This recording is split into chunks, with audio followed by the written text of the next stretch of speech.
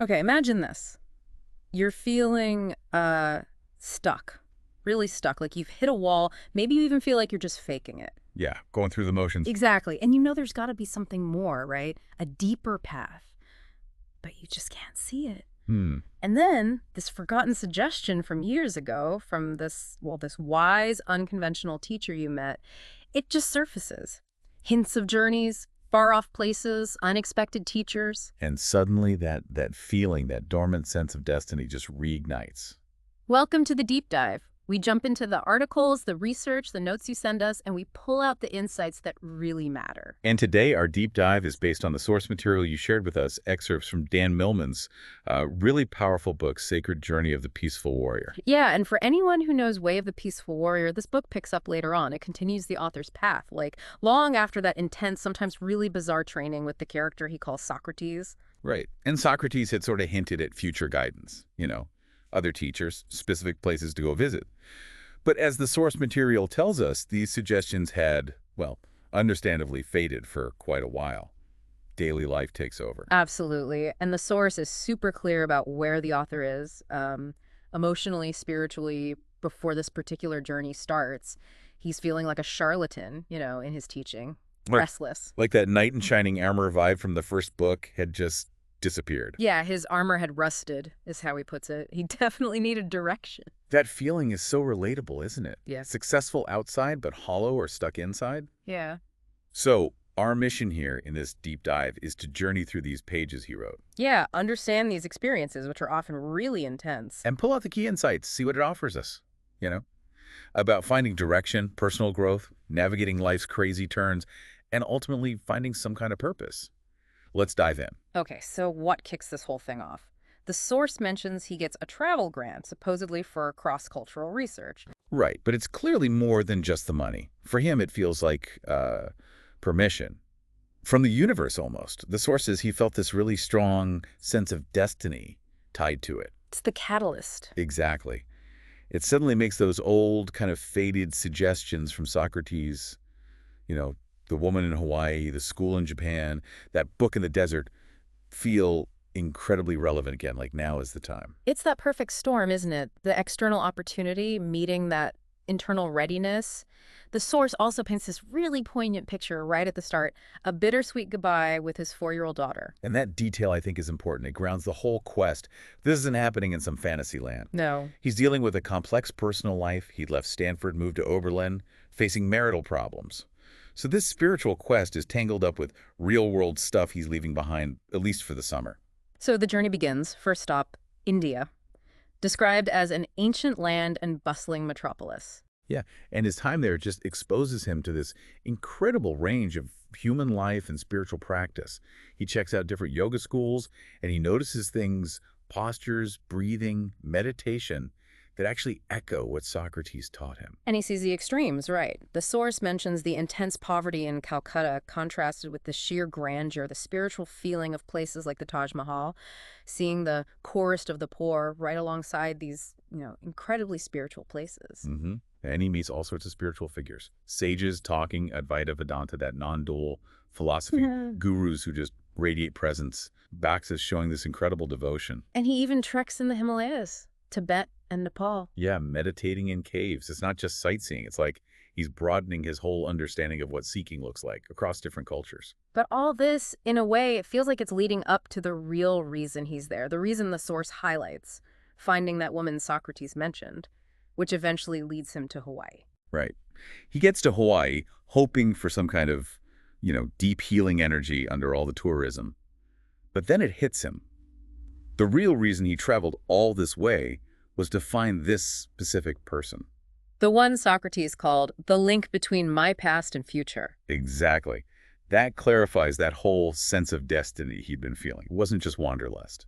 And the search itself, it's kind of funny, actually. The source says he remembers Socrates mentioning bank stationery. So where does he look?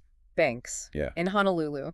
He goes in with this slightly awkward line about being a potential customer looking for a fund of securities. Which incredibly works, or at least leads him to her.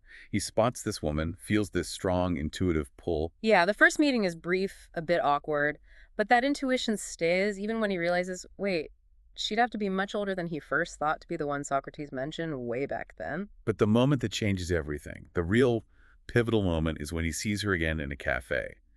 The source describes her just staring at him really intensely. And then she says, I know you.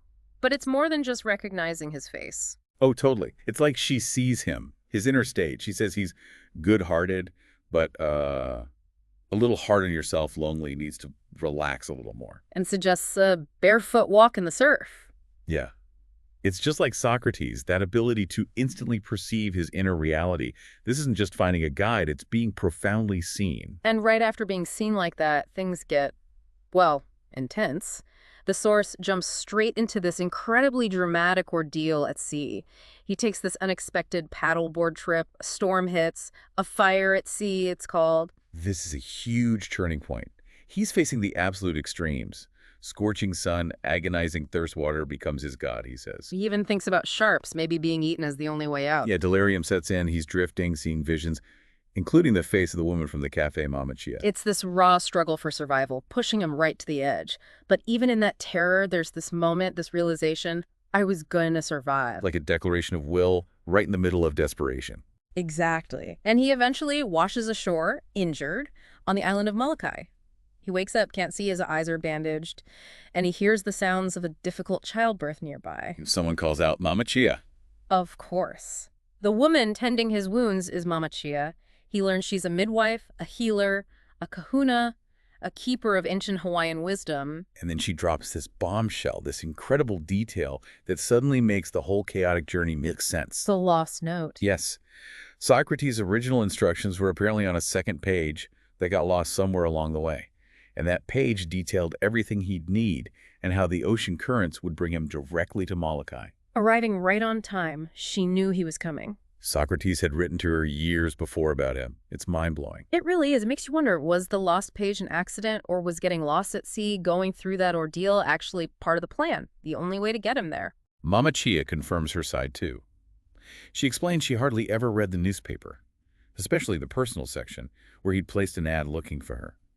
But she saw it while waiting at her sister's house. And felt that surge of electricity, that same sense of destiny. She could almost see your face. The connection was already there. And her teachings start right away, subtly at first. Simple things, like the healing power of mango and papaya. But she quickly shifts to the bigger picture. Yeah, she sees his potential, tells him he has these unique talents, that he could reach out to others, make a real difference, using something she calls leverage. It's already hinting at a future role for him. Something beyond just his own personal journey. And this really sets the stage for one of the book's core ideas, doesn't it? It comes through this vision he has on the beach with her. The concept of the three selves and the tower of life. He sees his own body, but with three glowing lights. Right. A reddish glow, down low, in the belly of the basic self. Instinct, survival. Then a sort of box-like light in the head, the conscious self. His thinking mind, the computer, logical but often overthinking things. And above his head, this large iridescent oval, the higher self, described simply as home. His first understanding is that the basic self and conscious self are often disconnected, maybe even fighting each other, while the higher self is like the source. And Mama Chia builds on that. She introduces this metaphor, the tower of life with 7 floors. These represent levels of awareness or evolution, kind of like chakras in other systems. She explains the lower 3 floors, base, sacral, solar plexus, deal with those really fundamental human issues: fear, sexual energy, and power. And the soul's job, she says, is to basically turn on the lights on each floor by dealing with them, clearing them, facing those issues head on. And the higher self. That's above the tower, connected to the source, the light. Okay, so the training immediately goes to that first floor, facing fear. This leads them to a sacred grove, Kala. But before the main test, there's this interesting bit about shape-shifting. Mama Chia clarifies, it's not about physically changing form. No turning into animals. Not literally. It's more like a transference of consciousness, she says. Deep empathy, resonating with different frequencies. She demonstrates it, apparently, with a little red bird and apopane. But then the mood shifts dramatically. She tells him, this is not about tricks, it's about life and death. And then comes that shocking moment. She seems to crush the bird in her hand, kill it, only to open her hand and let it fly away unharmed. Wow. And she says, it's also about death and life. A really visceral lesson about duality, perception, what's real. Okay, intense. So the next step is a walk to a graveyard, aptly named the Jaws of Fear. Just seeing the gravestones, he feels this heavy sense of foreboding. Yeah. And then comes the instruction, which is just astounding. She tells him to dig a grave. Yeah, just like that. Dig your own grave. His reaction is pure resistance at first, right? Anger. Demanding answers. I don't have to do this. I'm not some puppet. Who is this grave for? Why? Totally human. But ultimately, he does it. He digs. He's physically confronting his deepest fear. Mama Chia performs some kind of ritual, an invocation. Yes, asking for protection. Yeah. Asking for any and all evil be cut off. Then she presses on his body, and he describes this curtain of darkness falling. And that triggers the internal experience, Yeah. the terrifying part. Absolutely. The source describes it as feeling like being buried alive, absolute blackness, isolation, gut-ripping fear. He feels like he's struggling, suffocating. He has visions, hallucinations. Intense ones. A dim light, a tunnel, falling into an abyss, a giant serpent. He even wakes into this paranoid state where everyday objects seem like threats, convinced the enemy is hunting him. And then the tiger. The most visceral part. He hears a growl, sees this tiger, feels absolute terror, tries playing dead, but then experiences, in his mind, being dragged, ripped apart. He calls it a tour of hell. But he wakes up physically okay. He wakes up back in Mama Chia's arms, safe. She explains it wasn't real, not literally. It was only your hell. A controlled journey into the first floor, that realm of isolation, fear, the raw instinct to survive. And the point was, Confronting those inner demons head on, she says, actually dissolves them, yeah. takes away their power over you. And does it work? Does he feel different? The change is immediate. He wakes up the next morning, looks at the graveyard that seemed so terrifying before, and it just looks peaceful. The place hasn't changed. Exactly. He realizes he has changed. As Mama Chia tells him when he comments on the graveyard, no, you are. She acknowledges fear will still come up. Yeah. That's human. But his relationship to it has fundamentally shifted. He's faced the worst of it internally and survived. Okay, so that's the first floor fear. Moving on, the journey tackles the second floor, mastering energy. Right. After that intense burial experience, he actually describes feeling this surge of renewed energy, real vigor.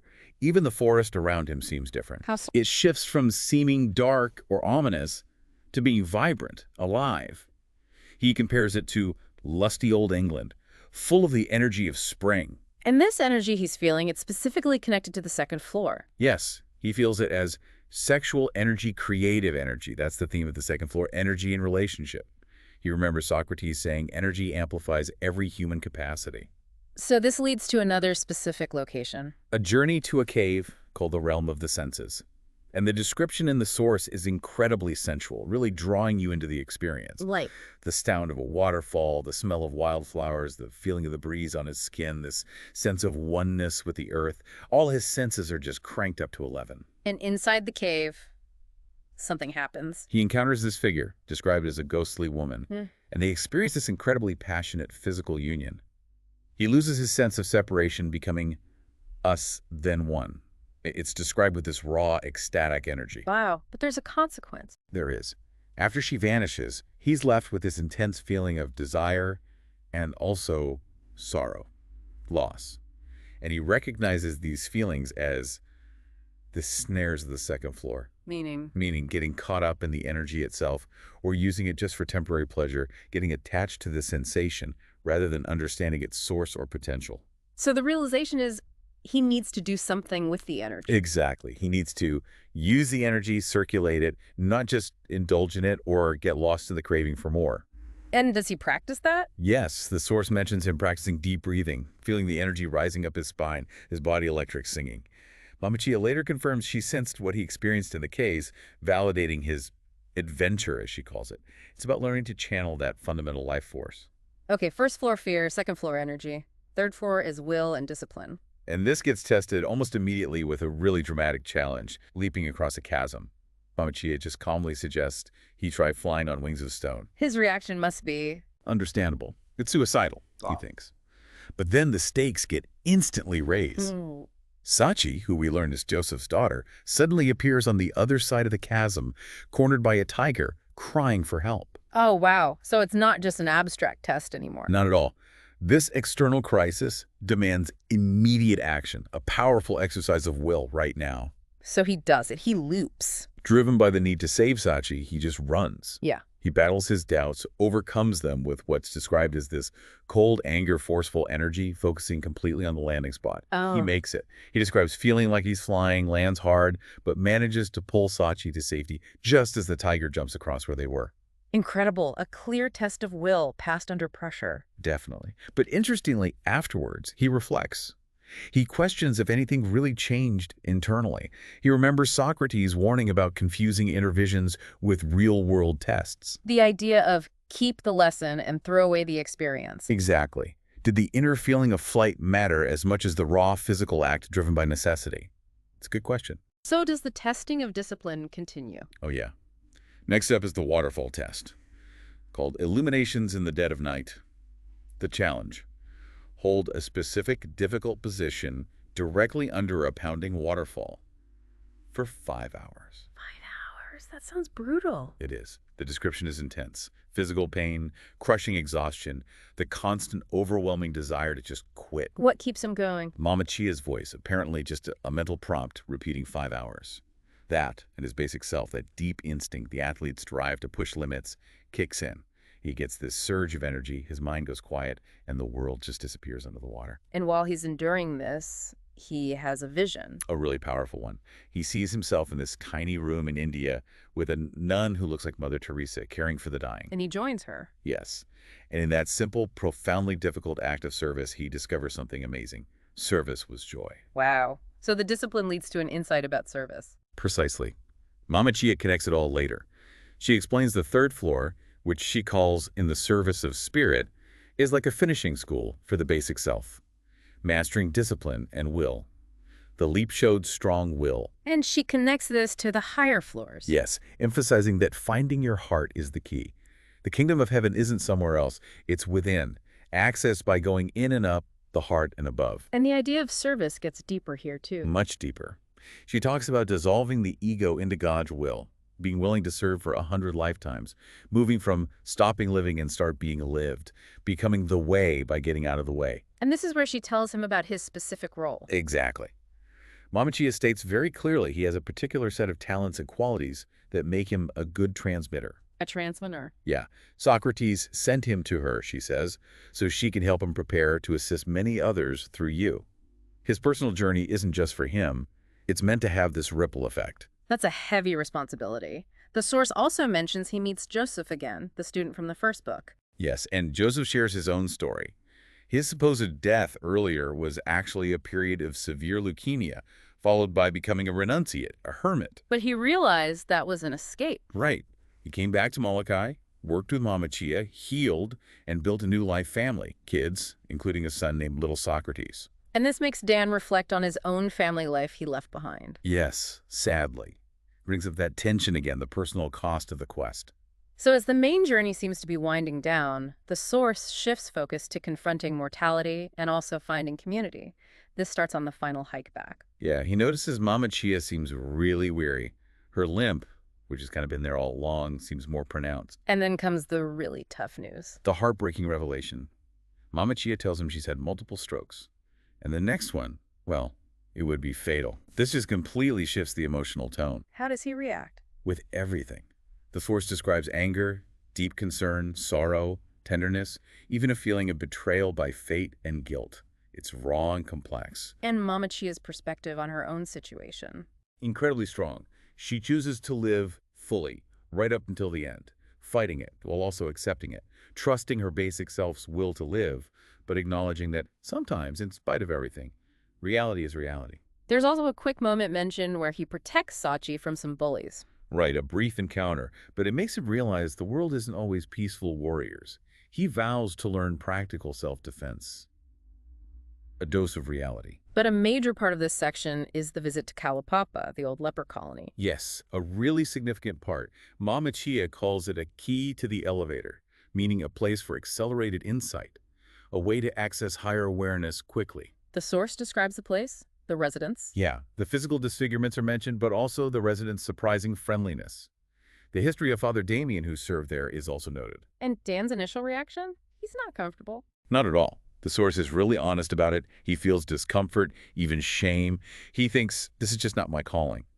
He admits he doesn't like illness, feels like he'd just be wasting his time there. It's that self-focused part of him coming back. But Mama Chia pushes him. Gently but firmly, Mhm. her instruction cuts right through his resistance. She tells him, your eyes will be a mirror for these people. If you look at them with fear and revulsion, that is how they will see themselves. Wow.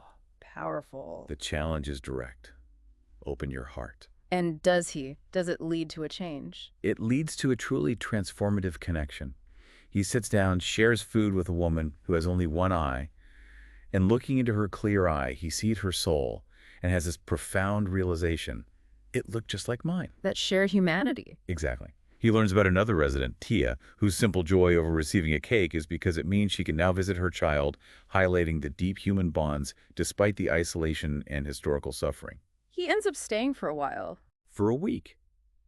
Working in the garden, getting into the rhythm of the place, accepting the residents just as people, not as their illness. He stops being an outsider looking in. And feels a real sense of community. Yes, the source says he feels a true sense of community for the first time there. It breaks down his observer stance.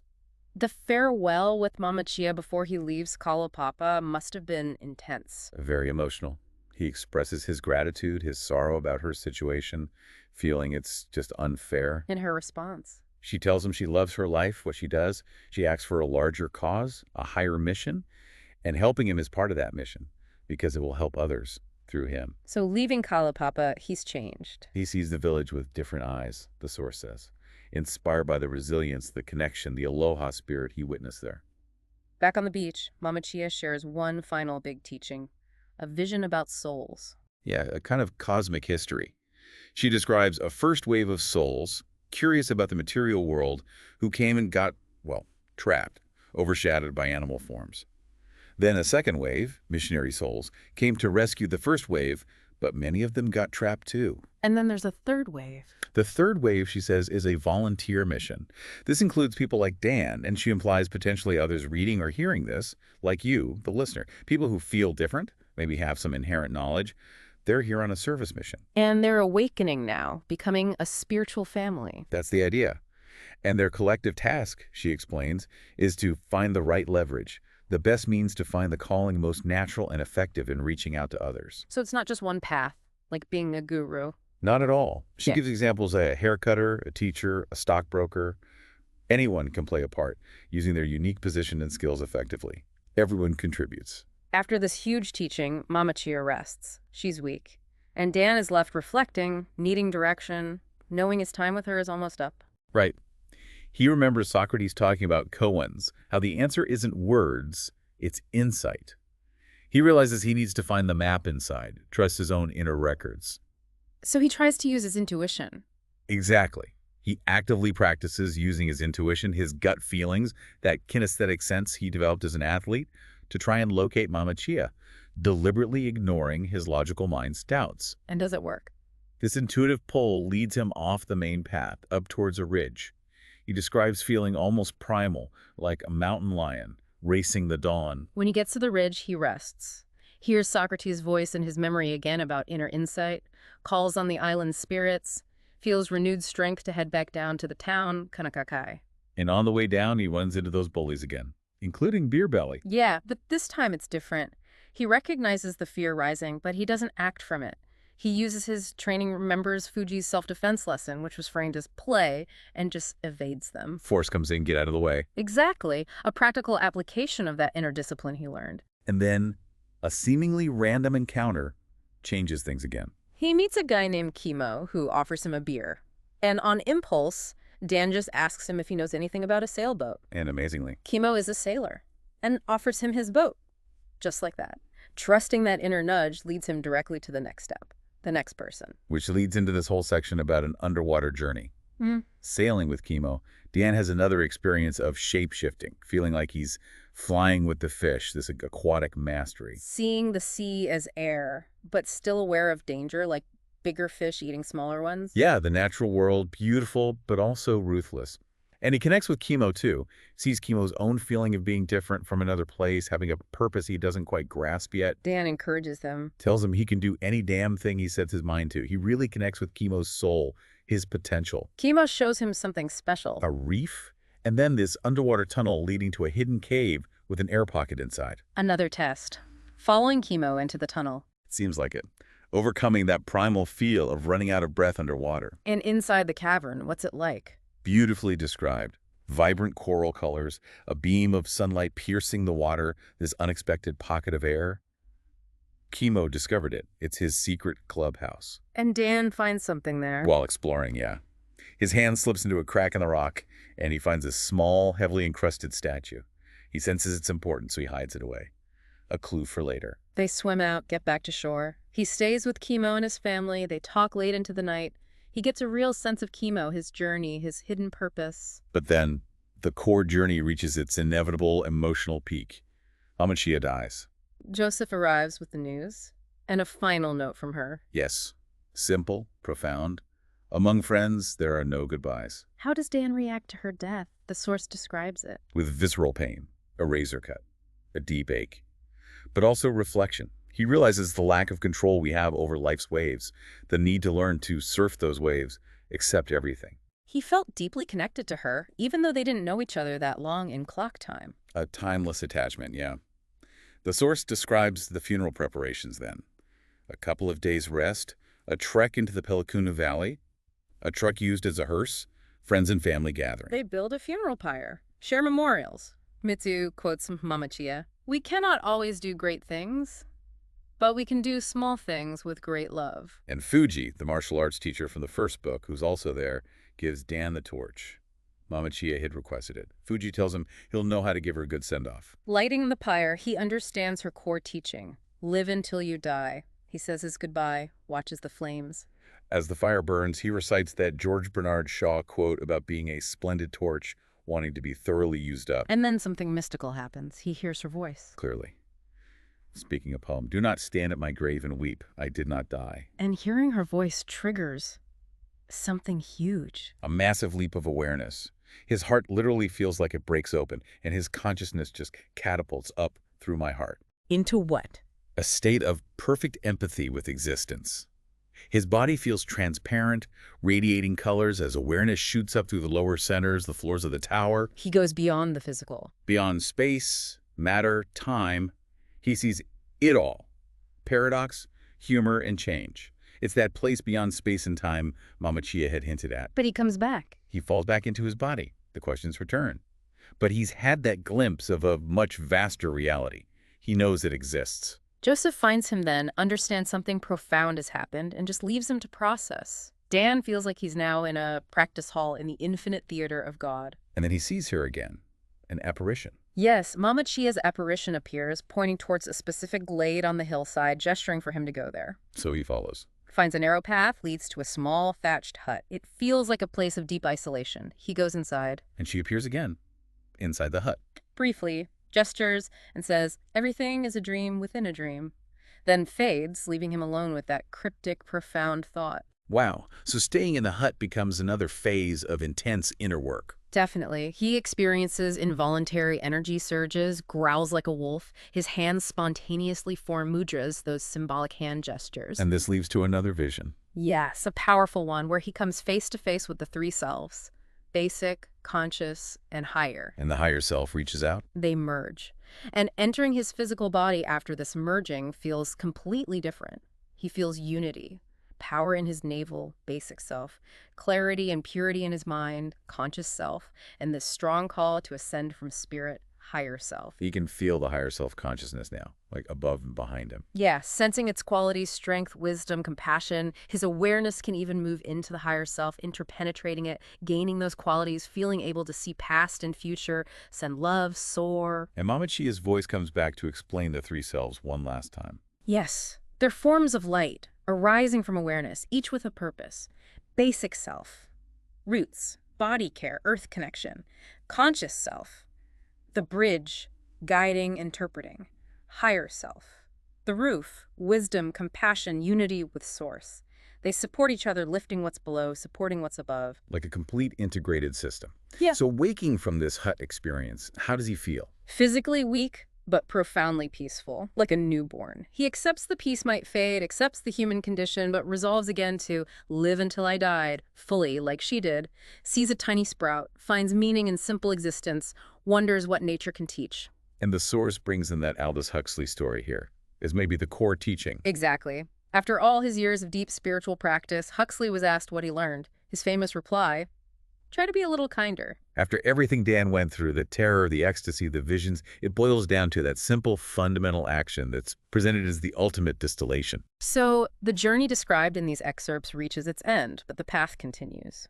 Back in his cabin, he finally cleans that statue he found in Kimo's underwater cave. And it's revealed to be. A samurai warrior kneeling in meditation. A clear signpost for the next step on his journey to Japan or somewhere in Asia. And he has a dream. Of an elderly Asian man telling him simply, go home. Which suggests maybe a return journey first to integrate everything before heading east. He leaves Molokai by boat, looks back. Sees rain, cascades down the cliffs, a rainbow, beautiful, hopeful image. And then, just for a moment, He sees her. Mama Chia's limping figure emerges from the trees, raises her hand in farewell. Then she's gone. A final, loving confirmation of their connection. Wow. What an incredible journey. So, stepping back, what are the big takeaways from this deep dive into this sacred journey? We've really traveled with the author through some astonishing stuff. Totally. Facing death, literally and metaphorically. Grappling with that raw life energy. Testing the absolute limits of will and discipline. Finding community in the most unexpected, maybe even initially uncomfortable places. Touching those transcendent states of awareness.